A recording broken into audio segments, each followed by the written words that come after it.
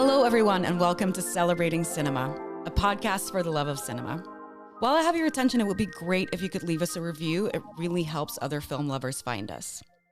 Sex and the City might not exactly be cinema, but there's a lot to say about the four cosmopolitan friends from New York.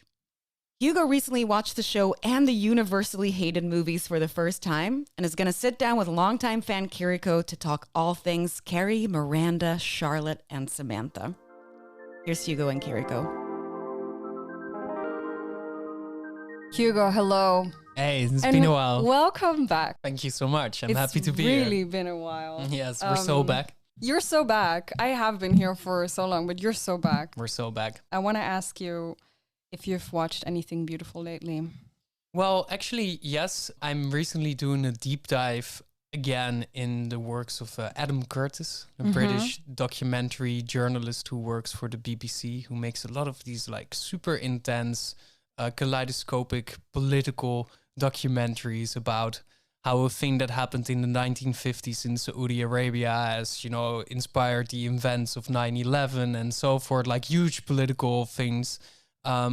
He recently made a new series called Shifty, which is on the BBC, which is about Margaret Thatcher's era in England and how her like form of neoliberal economy has completely taken society out of whack, and what that means and what it looks like and how it inspires artists to kind of rebel against this, but also how society just seems to slip out of control. So it's about the past. Wow. But maybe it's also about the present and the future. Who knows? Probably. Yes. It always is, isn't it? It's very engrossing. I'm quite addicted to it right now. Yeah. Nice. And how about you? What are you watching lately? I saw last week, I went to see Joshua Oppenheimer's first fiction film. And he previously, of course, made one of the greatest documentaries that has ever been made, which is The Act of Killing. And now he endeavored into fiction. It's a film called The End, which is a story about the last family existing on Earth once Earth is not livable anymore, with a beautiful role of Tilda Swinton. It's a musical. It is one of the worst things I've ever seen in my life. A post-apocalyptic musical with Tilda Swinton. It was a really beautiful experience to watch it, because also, I think you've also once said this, that it's sometimes also really nice to see something horrible that you hate. And it's also a very comforting thought that someone who can make something extremely beautiful can make something extremely horrible as well. I think that is bad nice things thought. are just as generative as great things, I would say, for sure. That's so true. Yeah. Talking about bad and great things. Yes. What a segue. Thank you, Kiriko.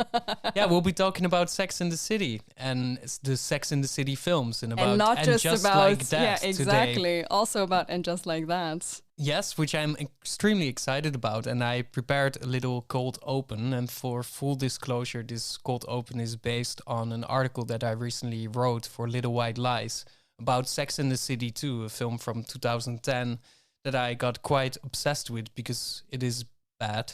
Maybe it's even awful.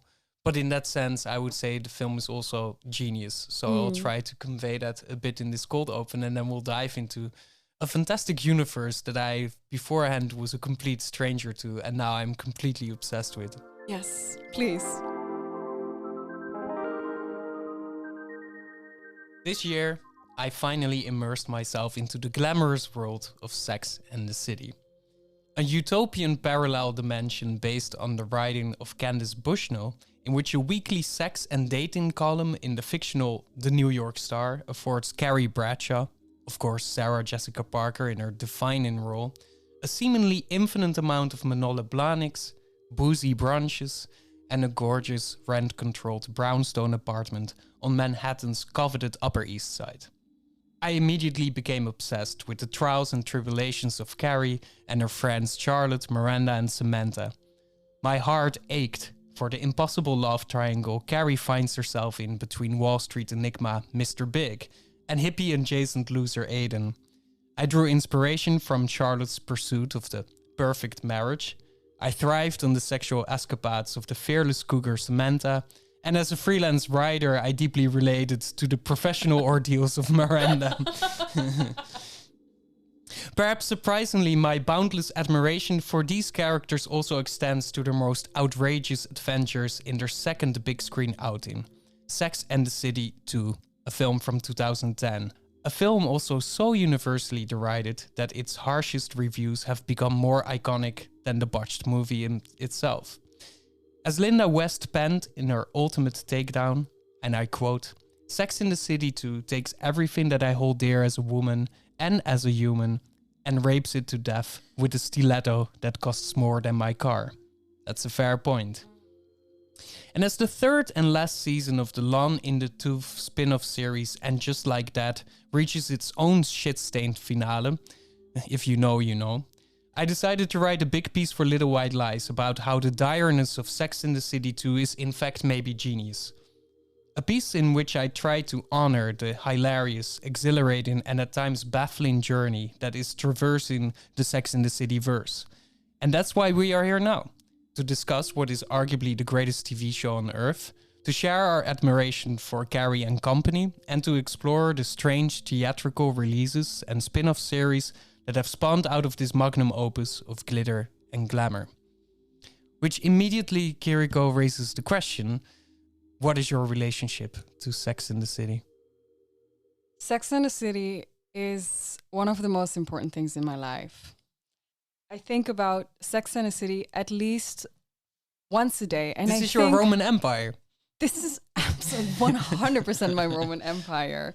I think about Sex and the City very often. And I think I'm really not the only one. I have a lot of friends with whom I speak in Sex and the City language, or I really use the series sometimes as a way to understand life. And I think that has a lot to do with how the series also tries to categorize life in a very simple and sometimes also superficial way, but always true to life. I think it really highlights the honesty of superficiality of life, and also the beauty of aspiring certain forms of superficiality in a way that does not happen a lot. And take me back a bit. How old were you when you watched Sex and the City for the first time? And on how many rewatches are you already? Because I know many people that have seen this series need not once, but twice or thrice, but many, many times, right?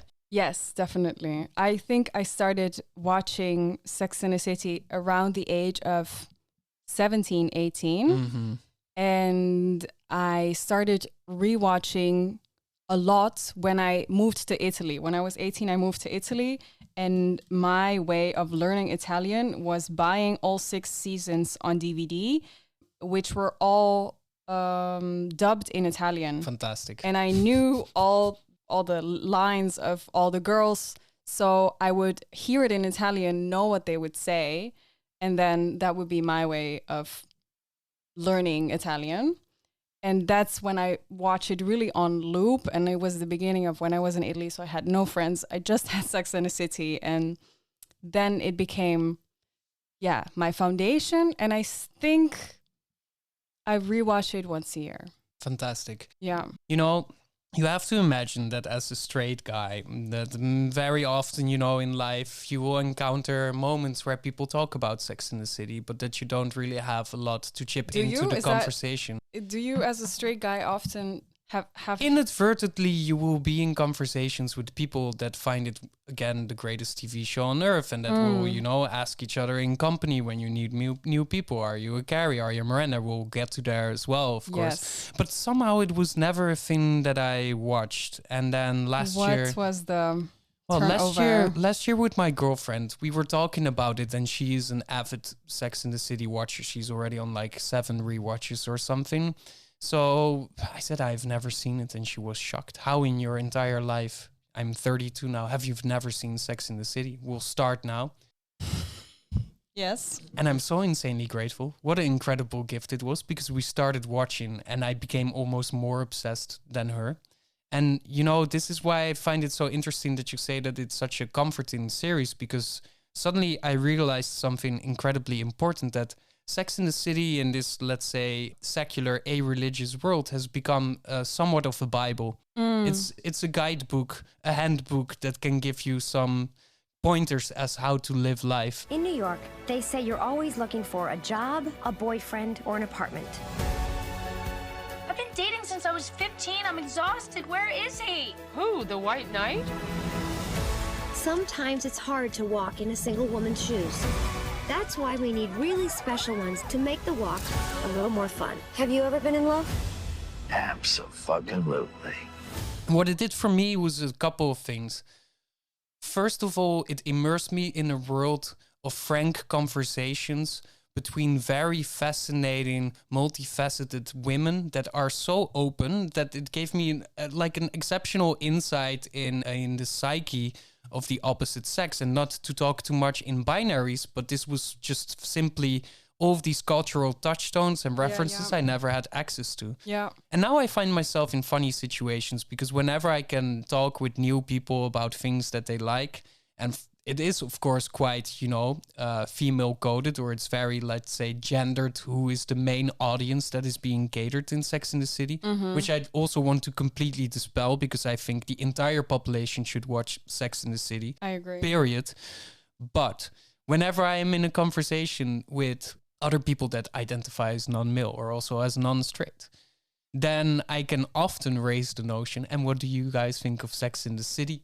And we immediately have a deep chat. It really feels like I've also unlocked a skeleton key of small talk. And then that small talk leads to pretty big insights about other people. Because, and now I'll ask you the question as well. You can immediately ask, are you a Carrie? Are you a Miranda? Are you a Samantha? Or are you a Charlotte? So Kiriko.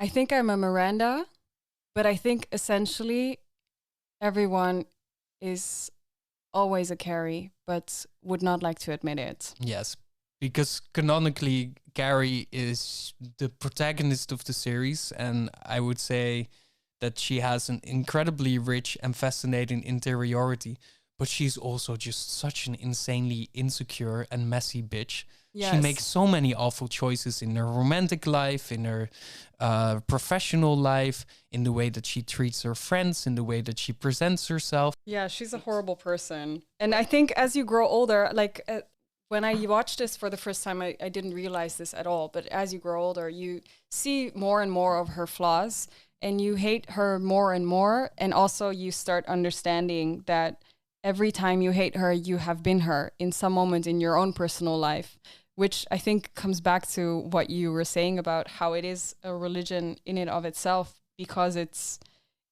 in that way really one of the greatest mirrors that you can hold up to yourself. We basically have the apostles right we here. Do. Yes. I wonder, as a guy, have you been asked this question? Because I can also imagine that because it is such a binary series, that it could be also fun to ask which guy in the series you identify with, because there's so many more to choose from also. Well, let me start, and I also forgive us to the listeners that are not, completely immersed in this universe yet, but this is also your invitation to join us on this journey. But I'm a big Mr. Big guy I see that. For a simple reason that I just love the way that he's this hunky, enigmatic Wall Street banker guy, and I'm not a Wall Street banker guy, and I also wouldn't particularly describe me always as enigmatic, but there's something in the way that he presents himself and that he wants things out of life and he kind of knows how to get it, that I find, at least he's my aspirational guy. And then I also have to admit that occasionally there will be moments where I watch Aiden, who's my nightmare. I hate Aiden so much because he's this like I said, he's this hipster adjacent loser who just kind of stumbles into Carrie's life, and he pulls out the worst out of Carrie, and I find him so insanely great, and I think he's kind of like a social negative. And then sometimes I see him do something and I'm like, oh, I remember I did this and this time, and I'm like, no, this is too much like Aiden. So yeah, it's again, it gives you some handles on life, right? And if I would have to identify myself with the women, I find that I am somewhere between Charlotte, Samantha, and Miranda, in the sense that I think I want Charlotte's kind of like very grounded life, the building things on the horizon, to have nice relationship, to have the nice home, to do all of these things. I'm also Miranda because she's the anxious professional who's like, I am a single mom and I'm a lawyer and I have to do all of these things by myself. This stress I know, of course, very much as well. And then Samantha has this laissez-faire, let's enjoy life and be good at it as well and get the thing also again that I want, which is fun, which is sex, which is having a nice time. I deeply aspire to this too. They're all my guides in life now, which is insane. Because again, you know, a year ago I didn't know any of these women. And now I'm constantly, just like you, thinking about them. Can you guys explain something for me? So Yes. I've never seen Sex and the City. Shame. Maybe if this podcast goes well, I might dip my toes in it. But let's say in film and cinema, we tend to celebrate characters that are not so binary, right? That are more grey because we think it's a more honest depiction of who we are as human beings, or we can relate to that more. But it seems here in this TV series, they're playing caricatures or very sort of like flattened maybe identities, and there seems to be a greater connection to these different characters in a way that perhaps at least I'm not used to feeling a connection in cinema. So how does it relate, or what is it about these characters that I can answer it also by immediately making the move that we should make to contextualize these series a bit more, and then also move on to the films and the TV series that came after it, and just like that, which is that obviously Sex and the City is very much a product of its time. We're talking about an HBO series that at the beginning of the 2000s, when HBO was kind of like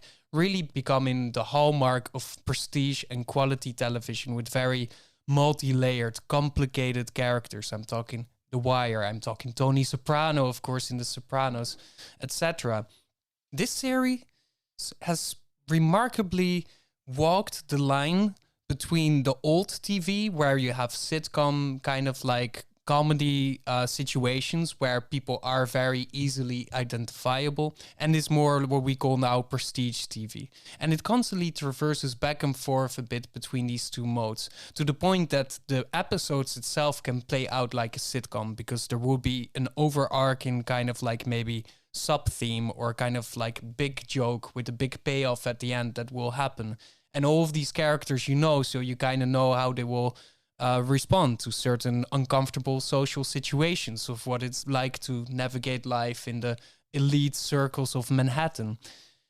But simultaneously, there is this development in the plot where a lot of very, very deep and important things happen. Huge relationship crises, divorces, people getting sick, people cheating, falling in love with other people, precarity of maintaining a lifestyle in Manhattan, and so forth and so forth. So you have an artificial world that acknowledges all the problems of the real world, and you have very real and, let's say, very pressing existential stories about what it means to be, in most of the cases of these ladies, somewhat middle-aged or approaching middle-aged single woman in New York that is on the dating market, but is completely exhausted by what it means to meet new people.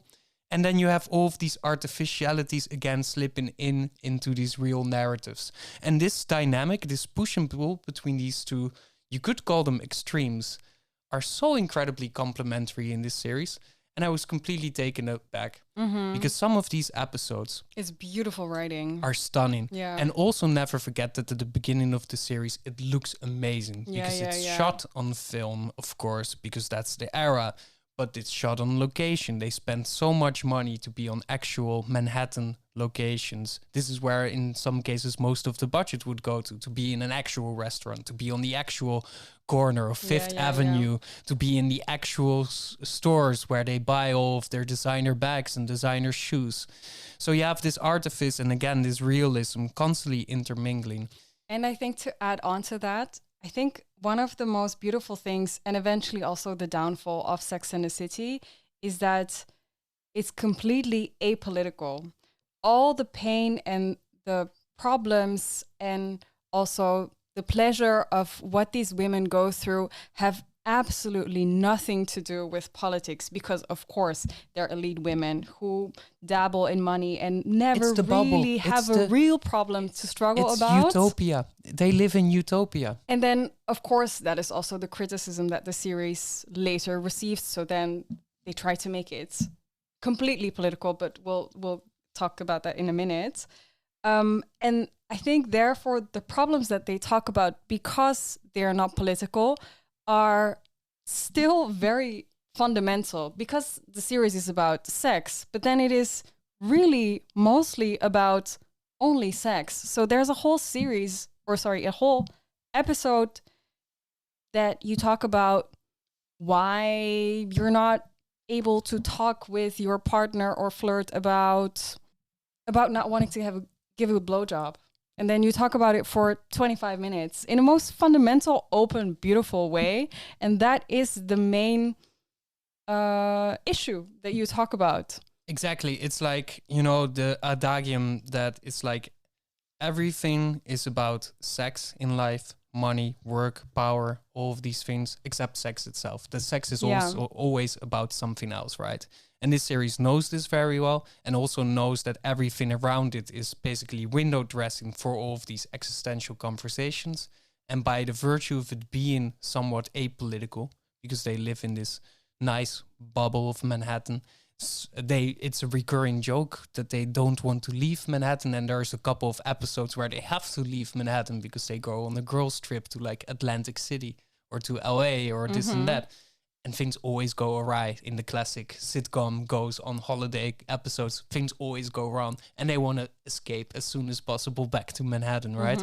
But by virtue of basically pushing everything that is too much or that is unnecessary out of the series, it has become incredibly timeless as well.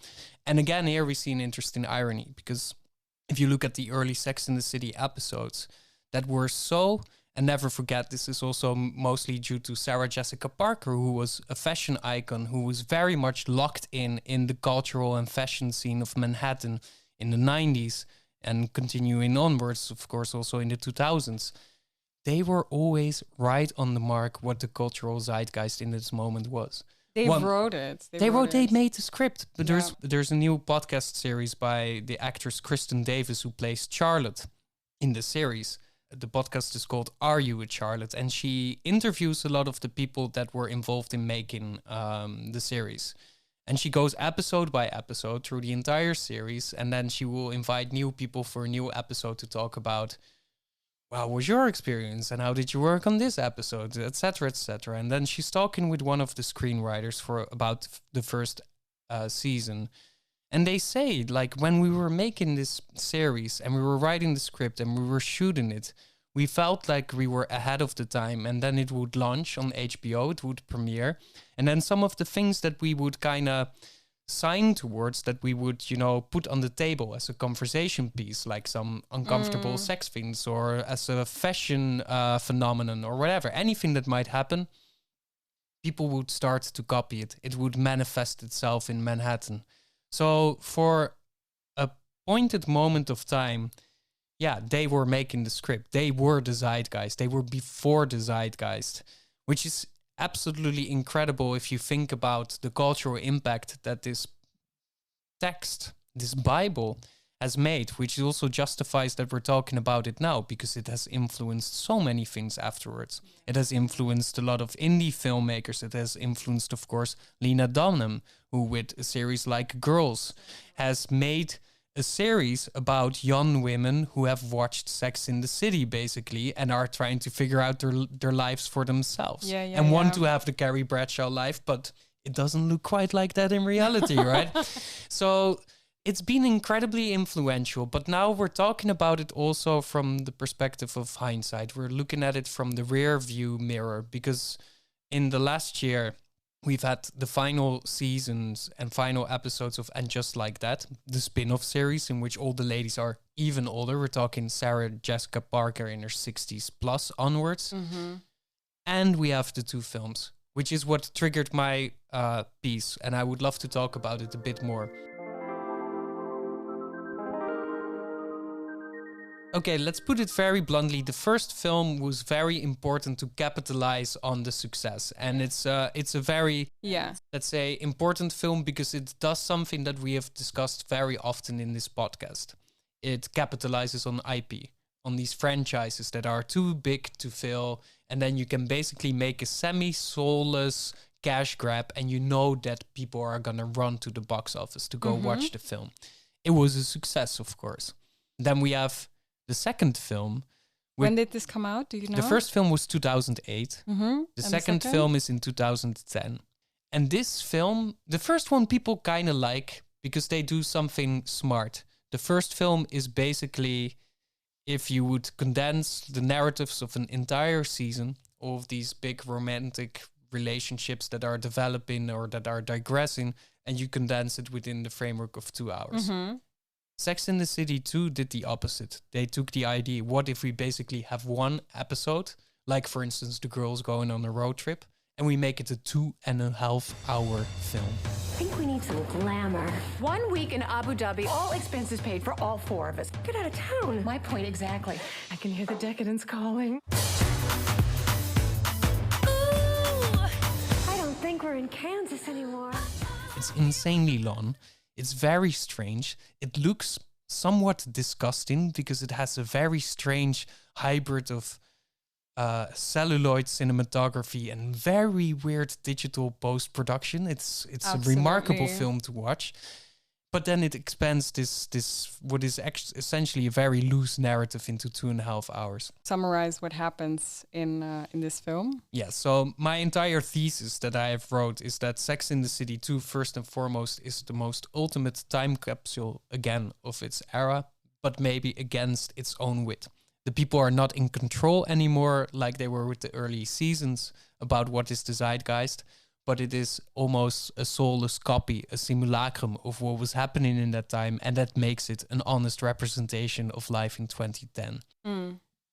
The idea for the film started that the financial crash happened in 2008, which of course had a huge impact on people's lives in New York, which is where a lot of this financial crisis stems from. Wall Street collapse in 2008. So the writer and director, alongside Sarah Jessica Parker, was thinking, we need to go back to opulence, to splendor, to glitter, and to glamour. And how best to do it? With more beautiful dresses, more designer clothes, and a big trip to what would be the new global beacon of capitalism, Abu Dhabi. So the girls go on a road trip to Abu Dhabi. Samantha, our favorite cougar who works in PR, she's asked by a sheikh to represent a new luxury spa resort or that he's opening in Abu Dhabi or that's already there. They're flying all the girls in private jet. They're all getting picked up by their own individual Maybach car, including their own driver, this and that, to the hotels. They all have their own palatial suite rooms in the hotel. They're getting pampered. But then, of course, things go wrong, very wrong. But then it takes 1.5 hours for the things to go wrong, and the girls are in Abu Dhabi. And at some point, you're literally losing your mind because you're looking at it and you're thinking, this used to be the greatest TV show on earth. Why am I watching this absolute piece of shit? But now that I think about it, actually, absolutely nothing goes wrong, right? Well, from the beginning to end. Samantha is too horny for the Middle East, so she gets basically arrested all the time and she gets like shamed by people. They fuck up the deal with the sheikh, then they have to leave the hotel and they are almost settled with the entire bill. Suddenly they can't fly private class back to Manhattan anymore. So maybe they have to rush back to the airport with the return tickets that they still have. That's what I'm saying. Nothing goes wrong. Otherwise they have to fly economy. Can you imagine? Can you imagine Carrie Bradshaw, who should always be shoe shopping because she's a queen. She shouldn't be thinking about economy class. She shouldn't sit next to us, ordinary people who are even struggling to pay the ticket to go to Abu Dhabi. Absolutely not. This is a huge crisis. So it becomes this kind of like mirage. It becomes whipped air, as they say. You know, nothing really is happening, but we've taken a lot of screen time to show all of these things. And then I was thinking, what an interesting film that we have all of these strange projections of America on the Middle East. First and foremost as this capitalist heaven, Abu Dhabi as the new place to be. But then also, it is one of the most racist, strange, orientalist projections of the Middle East. There are so many awful jokes about the repression of women, about how everybody just basically looks down on them, how everything there is way back and very much from the past. There's this inherent tension in the film that for me is also perfect example of the American imperial mindset, right? The way that they look at the Middle East at this point. Yeah. So I'm thinking this film is awful, but what a rich text again it is. So you see my obsession with this series and with these ladies, it has no bounds. I can suffer this film many, many times and still enjoy it so much. First of all, thank you for giving me really the most lovely description of this film I will ever hear in my life. I've put this film in a deep, dark past of my own, because I think for a lot of people who are so deeply connected to Sex and the City, this is such a shameful It was piece. a travesty. It was really a travesty. I really put it away somewhere where I cannot go back to it, because it's as you said, one of the most racist things that have ever existed. And it's also, but in that sense, it feels so miserably at all the things that the series used to be good at. Because so a large element of this film is also menopause, right? Yes. Which I think Samantha is approaching menopause and she gets delaying hot it. flashes. Yeah, she's getting hot flashes and she's trying to delay it because, again, Samantha is canonically permanently horny. She can always fuck, and she fucks a lot of handsome people in the series and of course also in the films. And she's trying all of these supplements. She has like 50 different creams on the flight with her, which also get confiscated because why is she having all these suspicious powders and oils and this and that? But she's trying to postpone menopause and delay aging, basically. Yeah. And I think this on itself is already it's quite a beautiful idea to make a film about menopause or women approaching menopause and what that could imply. And I think still to this day, it's not really something I have seen ever since. Exactly. Maybe it is still the only film that explicitly tells about the struggles of menopause. So in that sense, it's actually quite odd that it makes us hate women in menopause in a profound way. It makes you this film makes you hate women almost. You can easily become a misogynist because of it. And Elliot's point or Ellie's question is very well deserved, because here you see what goes wrong is that these beloved characters that have the tendency to become cardboard, but they never did in the series because they were always fascinating and always had some surprise up their sleeve. They were always more than just the sum of their parts. Suddenly become caricatures of themselves. And for so many people, this was, of course, a painful disappointment.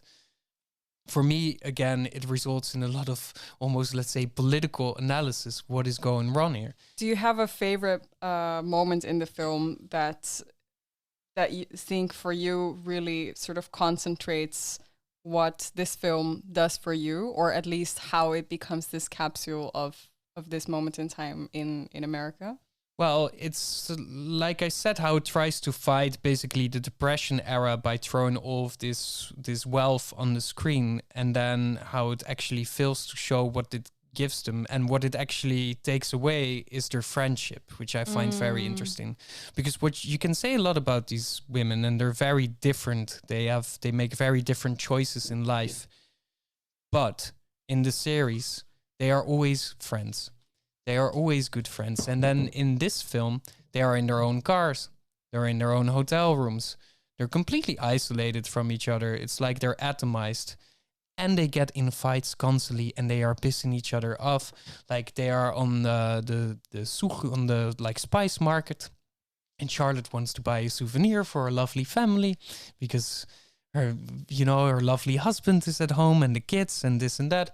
But then and the nanny has boobs that are too big. Yes, so. but then because she wants to buy souvenirs, they get late maybe to catch the plane to get their, private jet back home. So everybody's pissed at Charlotte, and then Samantha is too horny and she gets arrested, and then everybody's pissed at Samantha. And then Carrie, of course, meets Aiden, which if you're invested in the series is a super traumatic moment, because you're like, no, not him, he's back again. This is the beginning of the end, because she's going to make all of these stupid choices. And lo and behold, she goes to see him in the hotel room or in the hotel lobby, and suddenly she's not vibing with her lady friends anymore. So this like female solidarity that's a through line through the entire series is also destroyed here. And then you think about late stage capitalism and you're like, isn't the construct of solidarity also constantly under threat in the age of individualist capitalism, where we have to maintain our social economic position in society? Maybe yes. So it's like you can do this kind of Marxist read of this film and it will hold up so incredibly well. To continue where you left off, I think what you're saying is so right. This scene in the souk is really one of the most chaotic. It's so chaotic. And so what happens is everyone's stressed, lost, and they do get saved by what we could call their Abu Dhabi community, Yes. which is a group of women dressed in burqas who say, Yes. who sort of wink them to a sort of narrow alleyway where they then come together at their book club. And then one of the most magical things happen, which is all the women with the burqas take their veils off. And there we see that they're actually dressed in Prada and Louis Vuitton. They And have they all have designer Louboutin. lingerie. Yeah. They're just like the ladies. They're just like us. Yes. Isn't it so beautiful that capitalism also flourishes here, but under the veil? Can you imagine that these backwards Arabs in Abu Dhabi actually can afford to have Prada? Isn't it insane? Shouldn't they all be like the men slaves that work in their hotel, that pour them literally hot milk in the middle of the night because they're just constantly at the service of these ladies? Isn't it insane? No, it's absolutely fantastic. I was mad. laughing my It's ass off during incredible. this scene. Yeah. And it says so much about this like naive projection of Americans on the Middle East. And I like, again, Edward Said, the quintessential scholar who has wrote the book about Orientalism, he would have a field day with this film. You can just you can screen it in a university class and dissect it, and you know exactly what Orientalism is. There is a moment where they are on camelback going through the Sahara. Never forget also that this film is actually not shot in Abu Dhabi because they wanted to shoot there, but they figured actually this place is maybe a little bit too scary to shoot at. So they shot in around Marrakesh in Morocco. So they have scenes in the desert, which is the Sahara, which is absolutely not Abu Dhabi's desert. So you have iconic Sahara scenes literally shot on the same location as Lawrence of Arabia. And they're on camelback. And Samantha is bragging about a guy that she has fucked the night before, and she calls him the Lawrence of my labia. This is the level of screenwriting that's going on here. That's beautiful. So you have a reference to one of the big titles, big epics of film history, and you again can shit on this as well.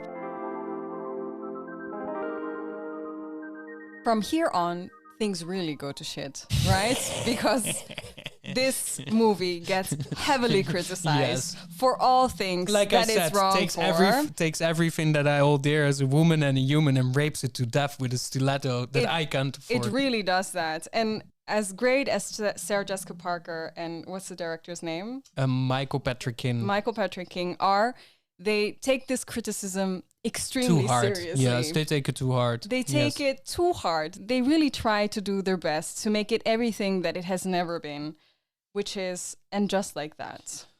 Ooh, and don't even get me started on Just Like That. Sorry, just to clarify. So they made How many seasons of Sex and the City are There are there? 6 seasons of Did they Sex make in the City. 6 and then 2 the movies. second film? Yeah. And so the films came after Yeah, this. yes. Yeah. And This is then- also, never forget, this is actually a good point, Elliot. Never forget that for a lot of people that saw this film in the cinemas, they thought that this would be the end of the Sex and the City universe. Because also behind the scenes, there was a lot of reports of beef between Sarah Jessica Parker and the actress that plays Samantha, Kim Cattrall. So it was already kind of pointing towards the idea that Sex and the City 2 would be the foul aftertaste that this cinematic universe would leave behind. And also, nothing lasts as long as this has been lasting, because mind you, the first series aired in 1994, 5, I think. And this film is 2010.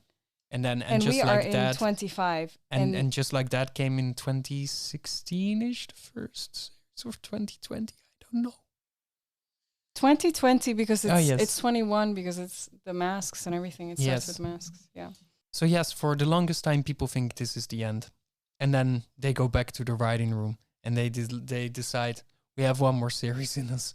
It's called And Just Like That. It's a continuation of the Sex and the City universe, in which, again, like I said, the ladies have grown older, which is super interesting, and I like it a lot that you can actually have these characters and grow along with them, and you can also see, again, just like menopause, things about what it means to age as a woman. In the case of Carrie, sometimes also still a single woman, what that looks like at older age. But this series is so insanely demented. No, honestly, it's one of the strangest things I've ever seen. It's like, at times it approaches a Lynchian quality in the sense that scenes just don't make sense. Yes. It's nightmarish sometimes what's happening. And to contextualize it for our dear listeners, what happens is a couple of things, like Kiriko was implying. They double down on the critiques of it being, Orientalist, racist. They make it woke. They make it, like, performatively woke. You have, like, Samantha's daughter becoming non-binary. You have Carrie, our dear friend, has become a podcaster, just like us. And Miranda is a lesbian. Miranda's a lesbian, and Carrie is podcasting with Shay Diaz, a non-binary comedian who falls in love with Miranda. And all of these strange choices are being made, and they constantly make this point, like, look at us, we're doing the diversity and inclusivity thing with capital D and capital I. Aren't we being very good kids? It's not Sex and the City, it's sexuality in the city. And what they forget is how to make a nice scene. So scenes just kind of, okay, in Sex in the City, you would just have a conversation like this. They would be sitting somewhere for brunch. They would have some dialogue, some jokes about sex, about work, about life. Samantha would make a snappy joke. Everybody would laugh. They would be drinking their, martinis or whatever. And you're done. Next scene, things would flow, things would be snappy, things would be juicy and tasty. And in Just Like That, things just kind of get elongated to the point that you think, am I watching slow cinema? What is going on here? It's absolutely strange. And this for me is so and I'm wondering what you think of this, Kiriko, if Sex in the City 2 is the time capsule of Obama era, in which America is like half confused between everything sucks, but we still try to keep the party going, right? We still need to pretend that we're rich, that things are going well. We have a strange relationship with the Middle East. Maybe it's great, maybe it's not. Never forget that Obama is the drone president. He loved the Middle East for very nefarious reasons, but it was a nice place for him to visit with his American pals. And then here we have a series which is, for me, the ultimate Biden era. It's geriatric and demented as fuck. Things take too long. People can't say goodbye. They can't let go. We're kind of stuck in situations that we don't want to find ourselves in. We are repeating things of the past, but suddenly they don't make sense anymore. We are watching Joe Biden incarnate in the Sex and the City universe. Honestly, Because they're also old and forgetful they're and trying old to be and cool. forgetful, and they're still trying to be cool, and they're trying to resurrect things that worked in the past. But to be honest, they're not really working They're not anymore. working. It's No. not really making sense. That's true. But I think one thing that I like about this series is that it takes this idea of caricature. And I'm not saying that the 4 protagonists are caricatures, but what happens in Sex and the City, the original series, is that all their dates and all the men that they date are all caricatures of themselves. Yeah, you have and like one of the funniest guys. I'm sorry to interrupt, but and this one made me wince a little bit as well because I'm into music and I have a record collection. Player? There's the jazz guy. There's like Carrie at some point is fucking a jazz guy, and she's in his house, and she wants to have sex, and he's like, "Oh, have you heard of this record? Yeah, it's Mac Roach on drums, and it's like, oh my god, this is like a John Coltrane solo." And he's showing her a record collection, and he's just like this big infantile idiot kid who knows too much about jazz, and I'm just sitting there, I'm like, I've been this person, you know. I like Jesus fucking Christ. But yeah, it's good. It's beautiful because it really allows you in a way to make caricatures of your own life as well. Or I think that is something that a lot of people do, you know, when you're single and you're dating people, you mark people that you've dated as like, oh my God, that one weird guy or girl who you deduce them to one thing. Yeah. And that's, I think, it's good. Beautiful. It's healthy. Yeah. It's very healthy. But the funny thing is that now they've done the same principle in And Just Like That, but then with race and sexuality. Yeah. So like, yeah, we have a black woman, and then she's like, she's doing all these black things, and like, but it's all cool. It's all nice. And never forget, it's also it's the assistant of Carrie, who's the black lady. It's like, and she's from like Louisiana. She goes back to Louisiana. And then she gets a nice fashion bag for herself as well because she wants to be just like Carrie. She deserves one, yeah. Yeah, this is so true. Yeah. And then just to illustrate how some of these scenes just don't make any sense anymore. And I'm talking, we're at the end of the series now, already in season 3. We know that this is also probably going to be, again, the final season and that we have to say goodbye to these characters. You think there's a lot of narrative arcs that need to be resolved. Carrie is, you know, struggling with the fact that she's single again after Mr. Big. Something has happened with him. And maybe something else happened as well in some other relationship. There's all of these big things that need to be resolved. And then you think, okay, now time is of the essence. We need some really economic storytelling towards the final episodes to wrap this all together. And then we're in the school auditorium because Charlotte's daughter is doing a school performance, which is already like not even a B plot, it's a C plot. And then we're in the aula of the school auditorium. Charlotte shows up with a guy called Mark, who plays a role later in the series, but he's a completely insignificant character. She steps into the frame, approaches all of the other people that are there, and she's like, guess who I found? Guess who I dragged in? And it's Mark. And you're looking at him, and then they're having a chat, and I'm like, why is Mark in this scene? I don't give a fuck about Mark. Mark is like a guy that I forgot 5 episodes ago, and suddenly we're giving like precious minutes to Mark. Like, and just everybody is also just standing there again, like Joe Biden, almost not knowing how to react, just like being froze. And this is genius to me. Like, how dare you to make these kind of choices at such a critical moment in the storytelling, in the dramaturgy of the series. Again, everything sounds like it fucking sucks, and to be honest, it does. But this is also what makes it so fascinating. I love it because it sucks. Yeah.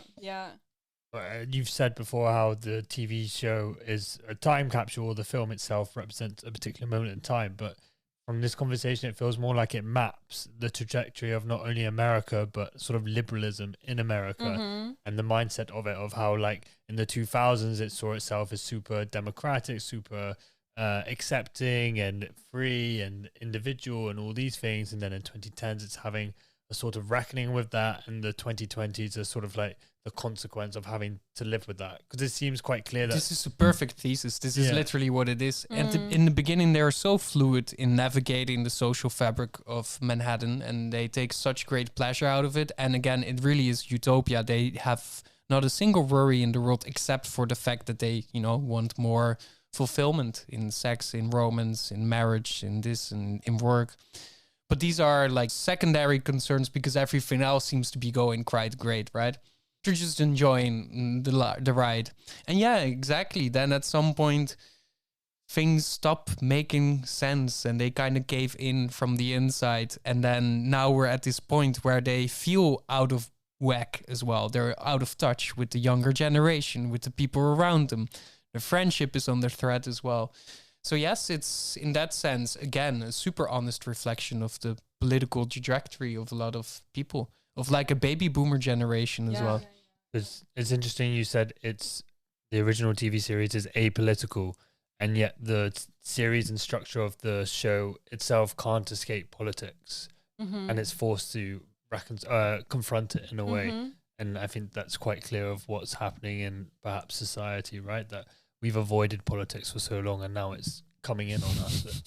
Like a boomerang. Yeah. And I think it's really a way of speaking that I really recognize with a lot of baby boomers who are truly like from a very genuine place trying to comprehend all of the things that are going on and maybe really, I mean, trying to understand what it's like to have a non-binary child or whatnot. It's a real struggle that it's depicted in really the least honest, But in all of its artificiality, for me, lies its honesty, because the series has such an ineptness with dealing, and I'm talking in just like that, of dealing with all of these changes in the social fabric, that again, it becomes an honest reflection of the world at large, because it's like things also don't make sense for a lot of people. Things are kind of like out of whack. Things are a little bit broken on the inside, just like this series, just like these characters. And then you try to hold on to the good old times and you try the best. And this is what we've talked about so much, this nostalgia bait that is kind of constantly coming at us because it comes from a time in which we thought things did make sense. Yeah. This is why we love Jurassic Park, or why we love this or that. And this series is kind of doing the throwbacks. But then also they don't work anymore. I wonder, is there any other film or franchise series that has lasted for as long or as longer than this? I think the only equivalent would be like soap operas, just like television soaps in various countries. Like we have in the Netherlands, like Good Times, Bad Times, Goede Tijden, Slechte Tijden, which has been running for such a long time. There's another sitcom in America called It's Always Sunny in Philadelphia, which has probably gone on for maybe almost 20 years. And it's a different way. It's much more satirical and takes the politics of its time and flips it on its head. Yes. Like how bizarre and it's very astute. It's actually very cleverly written, which is also ironic that this is like very dumbly written, and both of them are honest reflections of their time. Yeah. But yeah, it makes me like, okay, so you've done the foray into and just like that as well. I'm very curious because you're a longtime fan, right? It's like, has it, and I've seen all of it in rapid continuation, so for me it just all becomes enmeshed. But has it changed your relationship with the core text, with Sex and the City, the series? How do you perceive that? I think my relationship is mostly only with Sex and the City because that is what drew me to it originally, and I don't look at it in this context that you're describing. It's fun to reflect upon it in this way, but that is not personal. You know what I mean? Yeah, it's already you're on the meta. You're not with the thing itself. Whereas Sex and the City is extremely personal, so that will always only be the text to come back to. But still, I wonder what will happen when I myself have reached the age of 50 and I am in menopause. And maybe that will be the moment that I will go back to Abu Dhabi. And maybe then I realize that there is a newfound truth and honesty in there that I hadn't realized myself, that the chaos that film is also the chaos that time period of your life represents. Wow, who knows? That's super deep. That's super nice. I would love to come back at this table and talk with you about it at that moment in time. Talk to you in a couple of decades. And yeah, it's like to end on a certain note, what I genuinely also hope is that, and I know Sarah Jessica Parker wants to continue because it's basically not funded by Max anymore. It's not even HBO anymore. This is also an interesting aspect of the degradation of this cultural text. And just like that, it's not HBO, it's Max of HBO Max, you know? Yeah, so it's already the other service and not the premium one. Yeah. So she's in talks. She's trying to scheme if she can prolong the series through some other means. And she is? Yes. Oh. And I would love to basically see these characters die of old age. I would love to see them in even more geriatric situations. I would love to see one of them having dementia or this and that. This would be genuinely super interesting if we can just see the life and death of Carrie Bradshaw and her friends. It's like, have any of you ever read John Irving novels? He's like this writer who describes the life of a person from the moment that their mother is born to the moment that their child dies. Yes, exactly. And it's really beautiful to understand life like that from the beginning and the end, which we never do. And we need this. We need this with Carrie Bradshaw. I think even if it's all gonna be shit, people are still gonna watch for obvious reasons. Yeah. Because they love the characters. Yeah, These characters are great. Yeah. How can you not watch? Yeah. And even if it's a train wreck, a car crash in slow motion, we'll still watch and we'll discuss it even more, right? And I will write another demented text about, well, this says a lot about the fifth Trump era that we're in. And I'm curious, Elliot, are you convinced to now embark on this journey? Yes. I mean, more for the sort of historical trajectory that I want to see it go on, but perhaps I end up finding a more personal. But that's how connection. they get you. Yeah, exactly. You'll get in out of a sense of curiosity, and then you're hooked. Just I can let you know which of the four women I identify with in probably a couple of episodes. Me neither. I can't wait.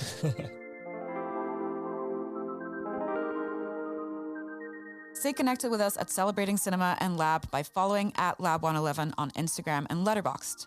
If you love what we do, support us by leaving a review on your favorite podcast platform. It really helps us climb the ranks of the podcast charts. This was a Lab 111 production, edited and produced by Elliot Bloom with music from Hugo Emmerzael and artwork from Studio FFF.